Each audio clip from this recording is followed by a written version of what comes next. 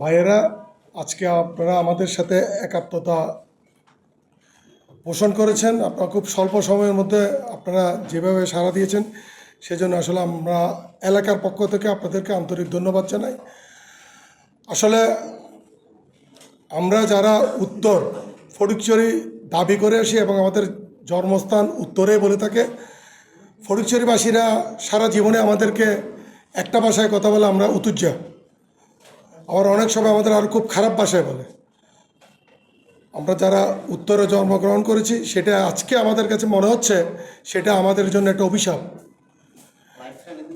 এই অভিশাপ থেকে আমরা মুক্তি পাওয়ার জন্যই আমরা আন্দোলন করে এই উপজেলা বাস্তবায়নটা শেষ পর্যন্ত নিকার পর্যন্ত আমরা নিয়েছি।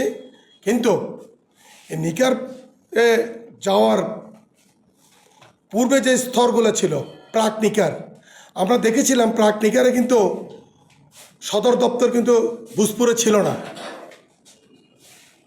ভূজপুরে ছিল না, সেটা ছিল অন্য একটা স্থানে, অন্য একটা মৌজায়।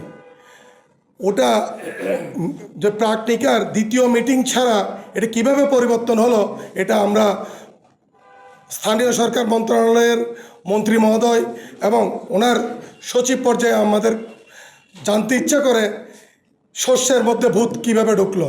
সে ফ্যাসিস্ট আমলের যেইভাবে এই দেশকে ধ্বংস করেছিল, এখনও তাদের আত্মাগুলা কি কোনো ওই জায়গায় ঘোরাফেরা করছে কিনা। পূর্ববর্তী যে গণশুনানি ছিল তখন দুইজন ইউএনও মহোদয় যে রিপোর্টটা দিয়েছিল ওই রিপোর্টটা পরিবর্তন করেছিল, কিন্তু 24-এর পরে সেই ফ্যাসিস্ট আমলের আরেকজন ইউএনও মহোদয়, যেটা উনি ফটিকছড়িতে আরও থাকার জন্য, কারণ 24-এর পরে কিন্তু পুরো বাংলাদেশের প্রশাসনে একটা পরিবর্তন হয়েছিল, কিন্তু আপনারা লক্ষ্য করবেন ফটিকছড়িতে কিন্তু ইউএনও মহোদয়কে তখন পরিবর্তন করা হয় নাই। সেই আমরা এখন মনে করছি ওখানেও কোনো একটা বড় ধরনের ষড়যন্ত্র ছিল, যার উদাহরণ আমরা এখন উত্তর ফটিকছড়ির মানুষ হারে হারে টের পাচ্ছি। তাই সরকারের কাছে, প্রধানমন্ত্রীর কাছে আমরা দাবি জানাই,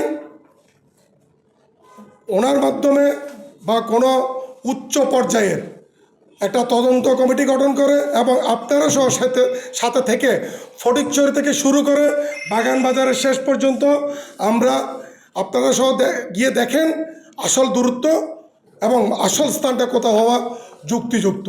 আমরা বলছি না বা আমরা বলবো না আমাদের দাবি বা আমাদের এখানে দিতে হবে বা আমার জায়গায় বা আপনার জায়গায়, ওটা না।